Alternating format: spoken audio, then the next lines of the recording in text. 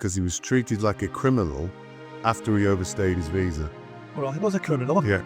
They've also been given training and money's been spent on teaching them how to report hate crimes. A foreigner does not have the right to compensation of the government or any government-funded organisation. That should be a law. So apparently local authorities, councils, have spent over £141 million on yoga, circus skills and driving lessons for illegal immigrants. And PlayStations. And PlayStations, Yeah. yes.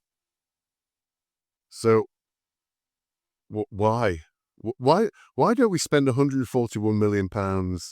I mean, we have an informant, the Mole, don't we, who you've met a couple of times. He's a lovely guy, but he's never passed his driving tests, but for various reasons to do with his family and things like that. He's a British national citizen, born here, looking for work, got some work, just actually got a good job, actually. Why can't he have a driving lesson? Because he's British. Yes. Yeah, that's the only reason why he can't have one, because he's British. But if he's a foreigner and he comes over here, possibly illegally, and comes up with a sob story, that he'll be able to work, he'll look after his children, if he has to do this. If I could have driving lessons, some idiot council around the country will go, do you know, we've got a pot of money here to help refugees. And if that's what's holding you back in this country is driving lessons, then we'll get you driving lessons. If what's holding you back is the terrible things you saw in your country and you're stressed about it, what about a nice massage?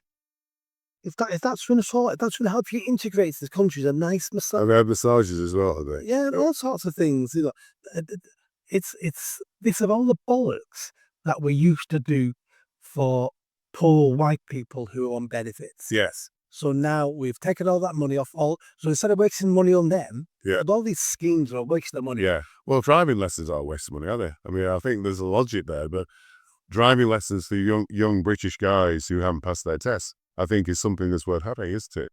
If you can't afford driving lessons, what are you going to do with driving license? I don't know. You can get a job as a driver, can't you? That's the point. You can do. Yeah. Yeah, you got me there. Right. So, well, it's just a waste of money. It's as if we're not short of money. They've also been given training and money's been spent on teaching them how to report hate crimes. Of course they are. Which is just hilarious if you think about it. If you want to report a hate crime, where would you go? Well, I guess they're policed. Anywhere else? No, I can't think of anything because I've never even conceived of reporting a hate crime. What people don't realise is you can report hate crime in hundreds of places in your city. Oh, really? Hardly in them at police stations. Oh, right. You can report hate crime in some libraries, in some housing offices, with some charities. Reporting a hate crime is so easy. That's why hate crime numbers are on the rise. Because you can report a hate crime anywhere. Any organisation you can register should be a hate crime taker, basically. Yeah. It's a scam. The College of Policing wrote to all police forces in the country a decade ago and said something like, if your hate crime numbers are going down, do not take that as a silent success. It just means people are afraid to report them. We want to see your hate crime numbers going up. So how do you judge your police force? If you don't judge them on numbers going down, you only judge them on numbers going up. We've almost solved our burden rate. It's through the roof. It makes no sense.